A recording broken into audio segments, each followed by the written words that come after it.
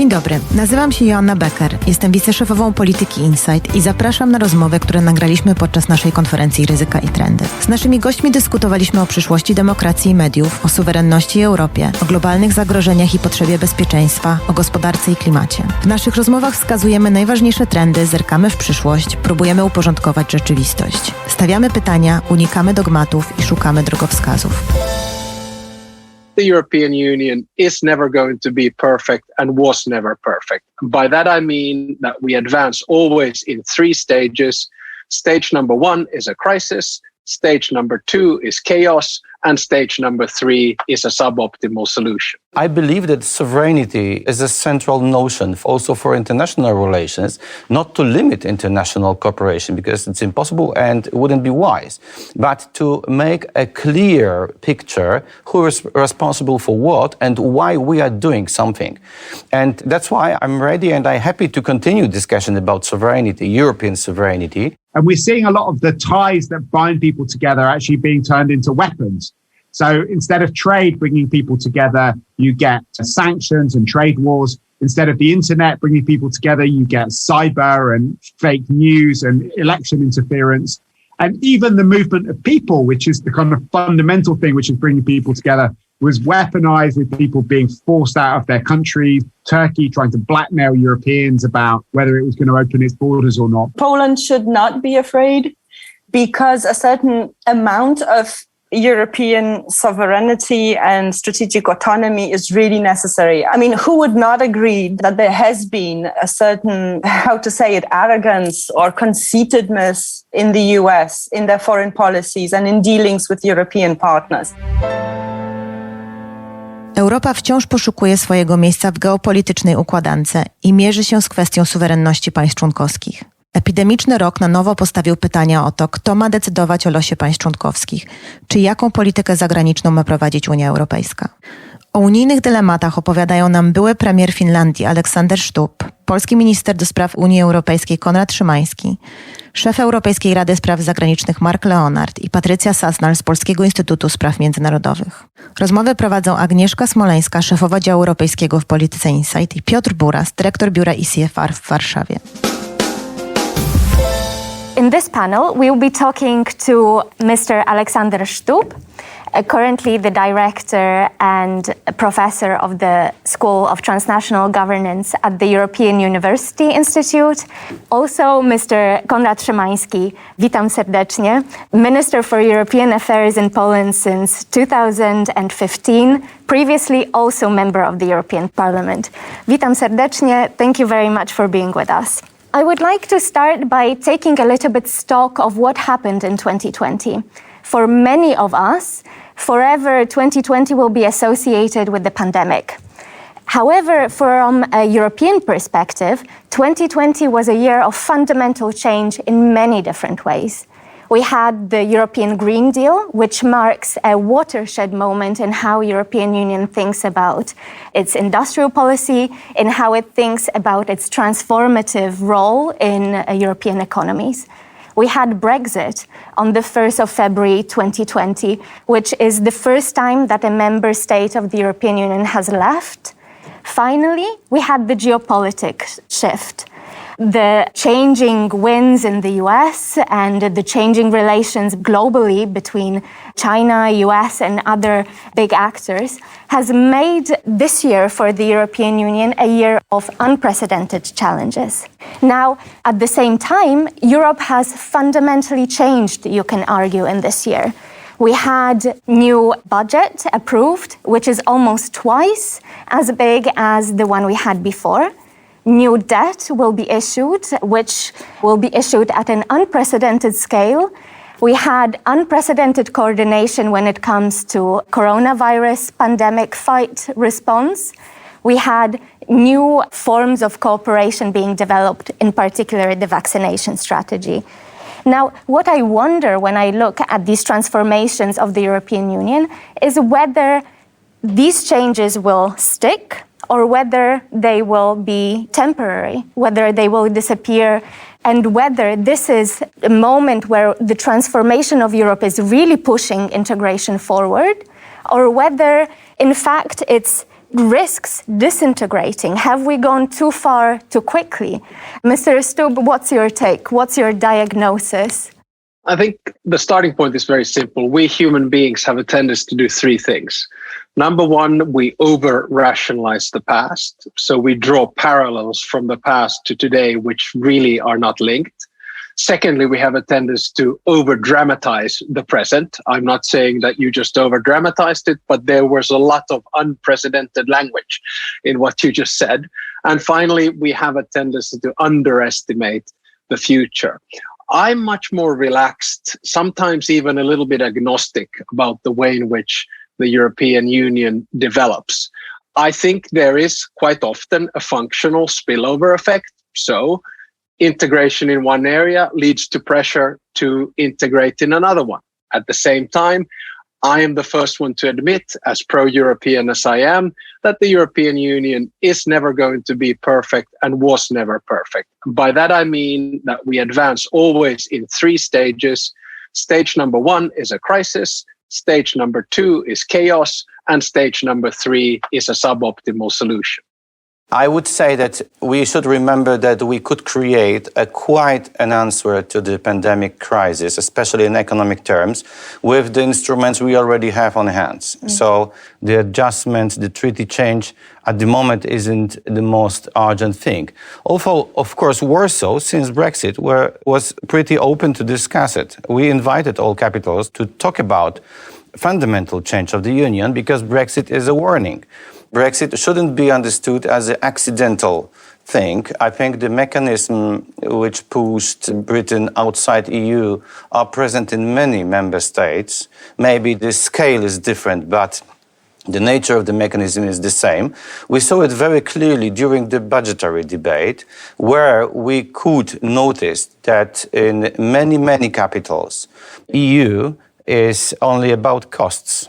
That the benefits of integration, especially benefits coming from the single market, are almost unknown and absent in the public debate. That's why this sort of budgetary populism pushed even most pro-European governments in frugal countries to the position where we had a real problem in the middle of pandemic with triggering the right relevant answer to the economic consequences of pandemic. It worries me a lot because I have no doubt about the intention of the frugals, but I see the political context which is evolving in a very negative way, and I think we have to confront it because in the same time the benefits of common market in average 10 times higher than the so-called national contributions. And the national contributions consumed 99% of our attention when we talk about EU budget, and in the end we have crises like this. I think the catch-22 situation, not only in Warsaw, but in every European capital, is that it's very difficult for democratically elected leaders to give any credit to Brussels for whatever it does. So in my experience, when I was foreign minister, finance minister, and prime minister, quite often what you would do, if something went wrong, you would blame Brussels. If something turned out good, you would take the credit. And I think that's a situation we're going to have in the pandemic as well. So basically, we're going to end up in a situation whereby, if the Commission eventually succeeds in the vaccine rollout, it is not going to get the credit. The credit is going to go to the capitals. If it fails in the vaccine rollout, then it is going to get the blame. So this is the big problem that we have. It's very difficult to fall in love with the internal market. But you touched upon the vaccine strategy, which I think it's such a perfect example of complexity and confusion in Europe. You said I used too much the word precedent at the beginning, but it's quite clear that the European Commission negotiating on behalf of 27 member states is something that we have never done before. 2.3. Well, yes and no. I mean, remember that the European Union, in other words, the European Commission, has exclusive competence in 5 areas. One of those 5 areas is trade. So any big trade deal around the world, whether it's with Canada, with the United States, with Mercosur, or within the WTO, it is negotiated by the European Commission. Also remember that the European Commission has exclusive competence in competition policy, in other words, antitrust, the way in which companies around the world, whether they are Apple, whether they are Amazon, or whether they are Google, they have to abide by the rules negotiated by the European Commission. So it's not unprecedented. What is unprecedented is that they're negotiating in the middle of a pandemic in an area that it has not negotiated in before. And my point is here that I think it's extremely good that the European Commission is doing it. And I'll say it for two reasons. Number one, was it not the Commission doing the big deals with the pharmaceuticals, we would be involved in some kind of vaccine nationalism and vaccine wars. So Konrad and I would be going back and forth saying, la, la, la, we got more doses than you did. Secondly, I come from a small country, 5.5 million people. Do you seriously think that AstraZeneca or any other pharmaceutical company would be interested in negotiating scale with us? No. What would have happened was that both Germany and France would have gotten the big doses, and then they, at their own prerogative, would have perhaps given us a little bit of it. So I'm glad the Commission is doing it, even though it's not currently communicating it very well, I must admit. That's one of shortcomings, definitely. Mr. Szymański, what's your take on this particular issue? Where does the Polish government also stand on this question of vaccine strategy and cooperation between the European Commission and member states? I think it is right to say that an alternative to common purchases of the vaccine could be more harmful than the situation we have right now. But in the same time, if you take the responsibility for the process, like the European Commission did, you have to be prepared and ready to accept also criticism. And I think the criticism is not concentrated on the purchases, but the effective execution of the contracts. It is not only responsibility of the European Commission, but this is how it works. If you go to the stage and want to take responsibility and power, then you have to face accountability. It's true, it's not always very fair. That's the nature of politics. In the case of vaccine, I think the purchases was a good decision, but the rollout is a problem, and we have to be sincere between us. Is it not that the European Union, which places itself as a defender of multilateralism, as a defender of global partnerships, now risks its image? So we are now discussing European sovereignty. And here we have a concrete example of the risks European sovereignty creates. It can antagonize partners, it can create some legal uncertainty, it can create accountability problems for the European Commission, since there is apparently no right forum that can control it fully.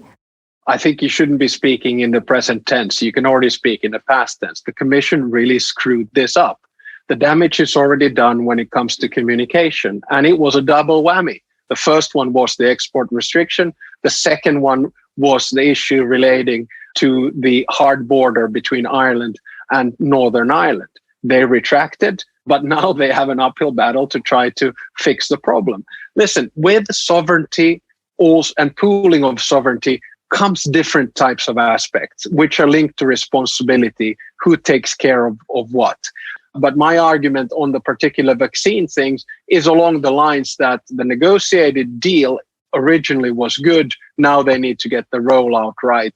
Sovereignty, in a world where we really live transnationally, beyond the borders, where decisions are made not in a regional, national, or supranational vacuum, where every decision is touched by politics, by civil service, by journalism, by NGOs, by academia, and so on and so forth. I think it's a little bit old-fashioned to talk about black and white sovereignty.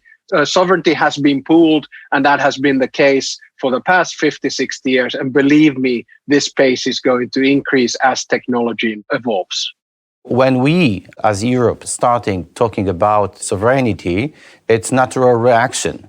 Because when you see the pharmaceutical strategy or industrial strategy, this way of thinking of shortening the trade lanes, the trade independence, about the way how to defend our own interests, especially in a crisis situation. But of course, we know that after crisis, the whole solutions will stay with us. It's nothing unnatural. Of course, I believe that sovereignty is a central notion also for international relations, not to limit international cooperation because it's impossible and it wouldn't be wise, but to make a clear picture who is responsible for what and why we are doing something. That's why I'm ready and I'm happy to continue discussion about sovereignty, European sovereignty, but it's pretty clear that we have different sort of understanding of this. For some member states, European sovereignty is just a pretext for protectionism and just a pretext to cut cooperation in wider Western perspective or transatlantic perspective. Nothing new, but the cover is new. It wouldn't be good because it is probably the worst time ever to cut cooperation when our different partners at the world stage are coming with quite competitive, to put it mildly, approach to Europe. So I'm surprised because we used to believe that sovereignty is strengthened by the international cooperation. In the EU, we used to think that, come on, sovereignty is fine, it's even stronger because we shared sovereignty and now we are stronger in the end, especially for smaller economy, it is absolutely right. But in the same time, probably the same persons would say that sovereignty means that we have to limit our cooperation with the rest of the world. I mean, our world, the Western world. This is something wrong. It is misleading understanding of sovereignty. For me, European sovereignty means a proper and effective establishment of standards in new economy, in data protection, which reflects our way of thinking about individual versus corporation, individual versus state or organization. For me, European sovereignty is also effective establishment of standards on chemical security long days ago and export it effectively to the world, to the rest of the world, which is good for Europe.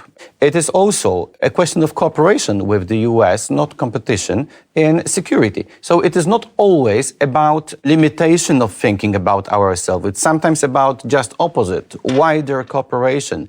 Everything what would help us to strengthen our sovereignty, our objectivity at the world stage is good for our sovereignty. I think we should be a little bit more practical, and then we would understand where we are in this meta-political discussion about sovereignty or strategic autonomy. Thank you so much for this really interesting discussion. I very much enjoyed it. I hope you did as well as our listeners and spectators on the other side of the screen. Thank you very much. Thank you. Dziękuję bardzo. My name is Piotr Buras. I'm the director of the European Council on Foreign Relations Warsaw office. The question is Europe fit for the world politics? Is it ready to live up to the challenges it is facing today? And if not, what needs to be done to increase European Union's capacity to act and better protect our common interests and values? We will discuss these questions with my great guests. Patrycja Sasnal, the head of research of the Polish Institute for International Affairs and a renowned expert in international politics, most notably on the Middle East and the Arabic world. And Mark Leonard, ECFR's director, book author and columnist, regular contributor, among others, to the Project Syndicate. It's a great pleasure and privilege to host you both here, and thank you very much for joining us. Mark, in a number of reports published by ECFR over the last year, you and your colleagues analyzed EU's actual and possible future responses to these mounting international problems. But before we delve into them, could you please first briefly describe why and how Europe's model has been particularly challenged by what seems to be a lasting transformation of the global landscape? Sure. It's a great pleasure to be here with you, Piotr and Patricia. I think that there is a sort of ideological dimension to this, and there's an institutional dimension. On the ideological side, Europeans, I think more than anyone else, thought that we were living at the end of history, that we were moving towards a period where globalization would benefit everybody. And instead of competition between countries, we'd have increasing cooperation with rules and diplomacy being used to determine the differences between countries, and in a whole series of different areas, from trade to technology to solutions to global issues like climate, we would find a different way of working together. But instead, what has happened increasingly is that those links between countries are still there, but rather than being infused with a logic of cooperation, they are infused with a logic of competition, great power competition in particular. And we're seeing a lot of the ties that bind people together actually being turned into weapons. So instead of trade bringing people together, you get sanctions and trade wars. Instead of the internet bringing people together, you get cyber and fake news and election interference. And even the movement of people, which is the kind of fundamental thing which is bringing people together, was weaponized with people being forced out of their countries, Turkey trying to blackmail Europeans about whether it was going to open its borders or not. And that is a profound shock to the way that Europeans thought that the world was going to work. And it's taken a long time for them to catch up with it. And one of the reasons for that is the institutional problem, that whereas countries like America and China see a relationship between what they do in economic terms, what they do in political terms, or what they do in military terms, in Europe, these things were completely separated from one another. The market was to do largely with the behaviors of companies. The role of the state, to the extent that it had one, was about preserving competition in the interests of consumers. And we had lost the habit of having an industrial policy and of seeing this as a sort of political or geopolitical space. And that was also something that largely was done by Brussels. We gave over most of those powers to Brussels. And when it comes to political and military relations, they're more held at the level of member states and are not typically linked with our economic relations in different areas. So we find ourselves having one hand tied behind our backs when we're dealing with countries that are willing to trade off what they do in one sector with other sectors. And the biggest shock to us was what Donald Trump was doing, because we thought of the US as an ally. And when we saw tariffs being introduced on national security grounds against European companies, and Trump saying that he would withdraw troops from Europe and disinvest from NATO unless we move what we were doing in trade policy, that was a complete shock to our system. We were just not really set up to deal with it. I think that has started to change dramatically over the last 3 or 4 years, both at an intellectual level and at an institutional level. And it's why we're having these debates about strategic autonomy and European sovereignty.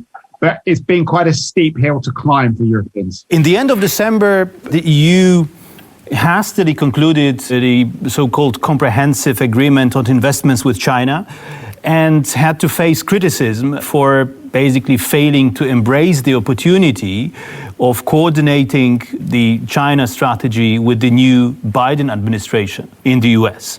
But in the public conversation you had, Mark, with Josep Borrell, the head of EU's diplomacy, Borrell defended this decision and said that this is exactly the example of Europe's strategic autonomy. We just go it alone or do it our own way because our interests sometimes diverge also with the Americans.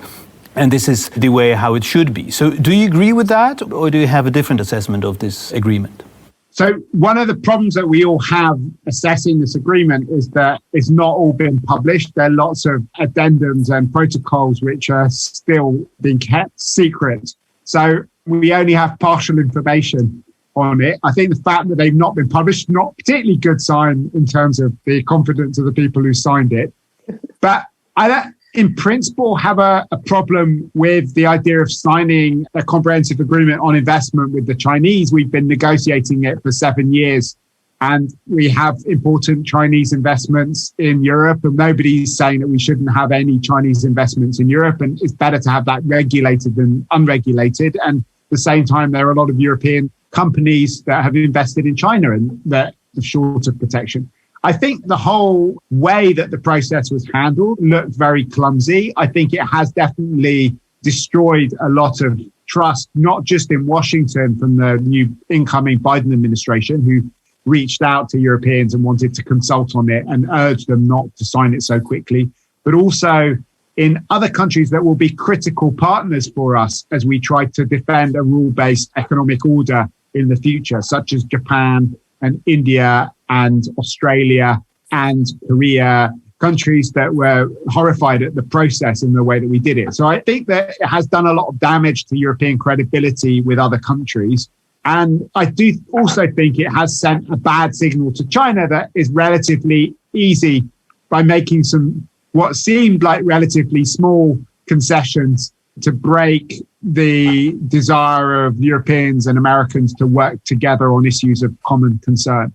I don't think it was such a good idea moving forward in that way, but I don't think it's irreparable. And I am optimistic about our ability to try and find a new way forward. And I think that Europeans are not the only people who don't want to have a new Cold War between China and America. Most Asian countries want to maintain economic relationships with China, even as they deepen their cooperation with the United States. So I think that if we look at it in that grand scheme of things, there's a lot of scope to develop new kinds of relationships, not just with Washington, but also with friendly countries such as Japan and Australia and other Asian countries. Patrycja, if we take the bigger picture, my question would be how likely and how possible and in what areas is a realignment of the European and American interests and approaches when it comes to international issues? And perhaps right away, a second question, should Poland be afraid that this European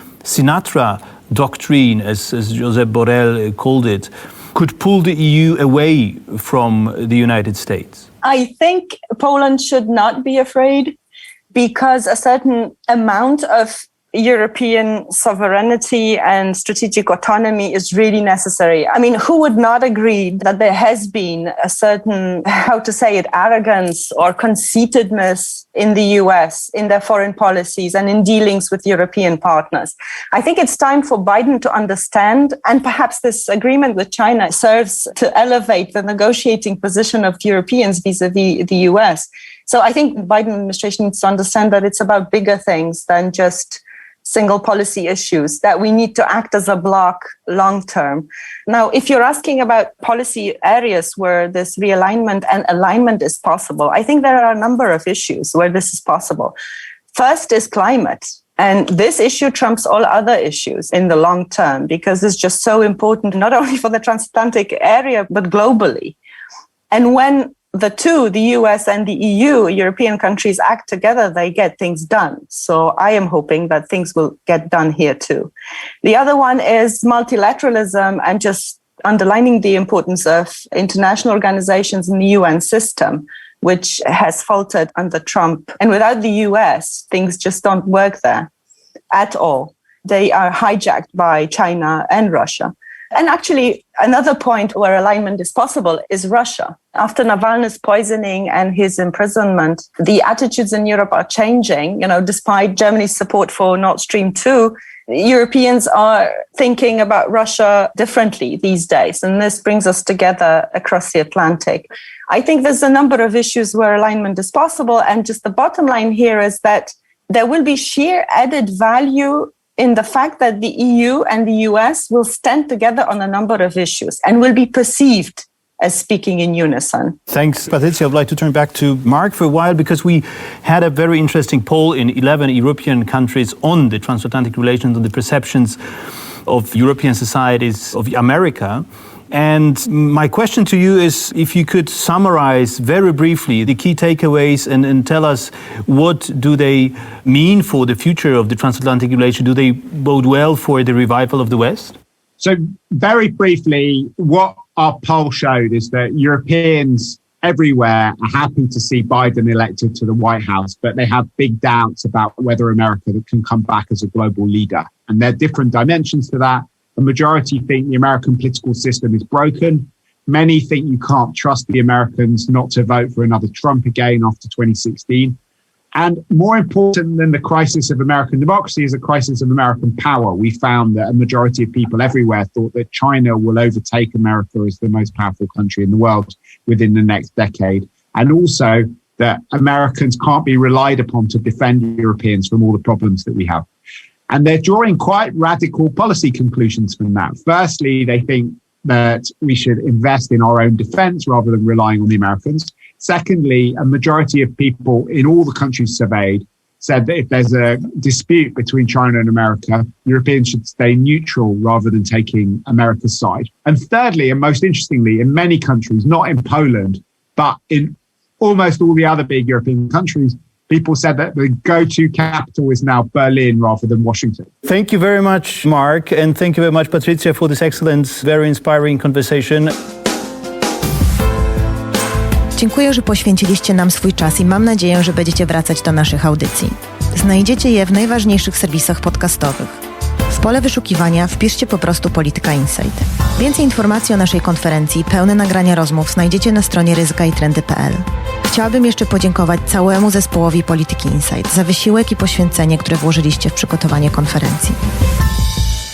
Dziękuję również naszemu partnerowi głównemu, czyli Orange Polska, naszym partnerom E.ON Edis Energia, IKEA Polska, Microsoft i Visa.